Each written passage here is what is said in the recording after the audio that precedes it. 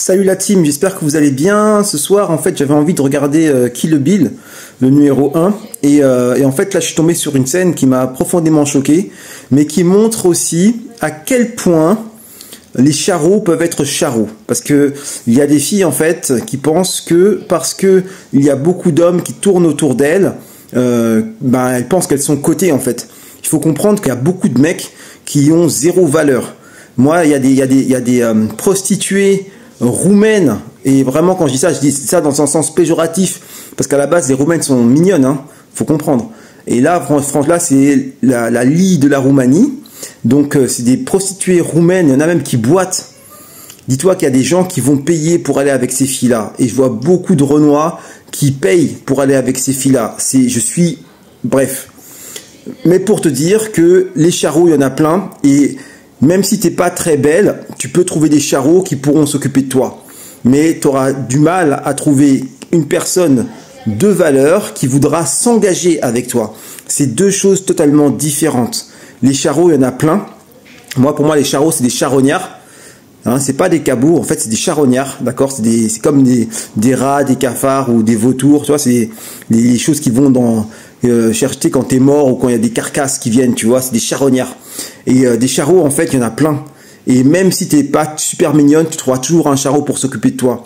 Par contre, tu auras du mal à trouver une personne de valeur qui pourra s'engager avec toi. C'est pour ça que les filles, quand vous êtes jeunes, quand vous êtes dans votre prime, il faut vraiment mettre toute votre énergie pour trouver une personne qui a une réelle valeur, une personne avec qui vous pouvez avancer dans la vie, avec qui vous pouvez construire. Si vous ne le faites pas et si vous suivez la folie féministe qui va vous dire amuse-toi, fais ce que tu veux, c'est cool, vous allez finir avec des charros qui vont dévaluer votre valeur, qui vont vous salir tout simplement, et les hommes de valeur avec qui vous pourriez avoir une relation sérieuse, ceux-là se détourneront de vous et vous n'y aurez plus accès. C'est 75 $ le coup, mon frère. Alors, tu veux toujours la forêt? Carrément, ouais.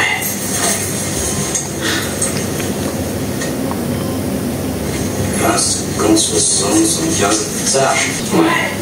Bien, règle numéro 2. Pas de suçon, pas de griffure, en gros, aucune marque visible, quelle qu'elle soit. Voilà, c'est tout. Et à part ça, tu peux y aller.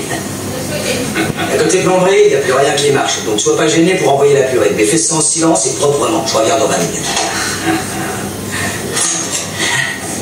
Ah, j'oubliais. Pas tout le temps, mais quelquefois, elle a le conduit qui râle le casque. Si jamais c'est le cas, n'hésite pas à les briefer. Bonne bourre.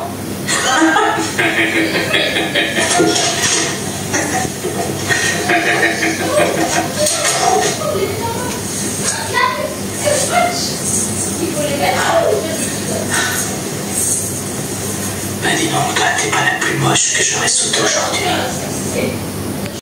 Dans cette vidéo, un infirmier propose à un charrot d'abuser d'une femme qui est dans le coma. Et il en fait un business. Ça veut dire qu'elle est restée dans le coma pendant 4 ans. Dans le film, hein, elle est restée dans le coma pendant 4 ans.